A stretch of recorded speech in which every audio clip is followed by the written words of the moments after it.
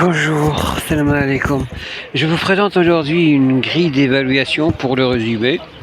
Quand vous avez fini avec vos élèves la technique du résumé, vous pouvez même retrouver dans cette grille cette fameuse technique du comment rédiger un résumé. Là, vous avez cette grille avec oui et non, suivant les critères d'évaluation. En ce qui concerne le résumé et ses caractéristiques. Bien sûr, on a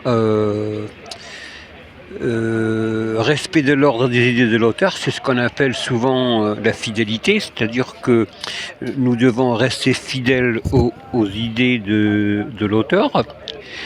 Vous avez le respect et la fidélité au texte initial. Il faut qu'il n'y ait pas de contresens. Et vous avez le respect du système d'énonciation. Vous avez aussi ne pas mentionner les citations.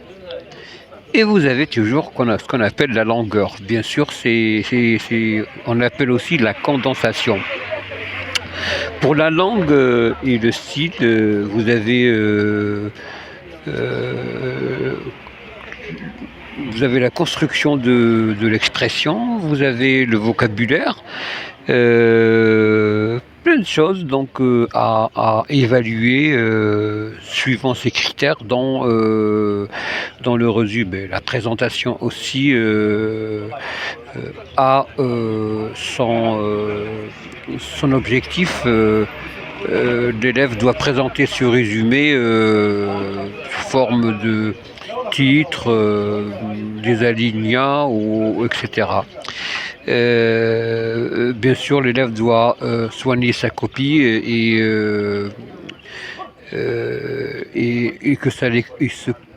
que son écriture soit lisible. Donc, vous remarquez que tout ce qui se trouve ici, il y a un lien avec la technique du résumé que vous devez aborder avec vos élèves tout au long de l'année scolaire de la première AS. Normalement, en récapitulation, vous optez pour, dans chaque compréhension de l'écrit ou bien chaque compréhension de l'oral, vous optez pour le résumé. C'est pour faire la pratique du résumé chez les élèves parce que généralement, nos élèves n'arrivent pas à résumer. Et le résumé aussi, ça sera aussi une transition vers la technique du compte-rendu. Je résume en tout, il faut qu'il y ait condensation, c'est la longueur. La fidélité, c'est être fidèle aux idées de l'auteur et surtout la cohésion et la cohérence dans l'écriture. Voilà, j'ai terminé avec le résumé.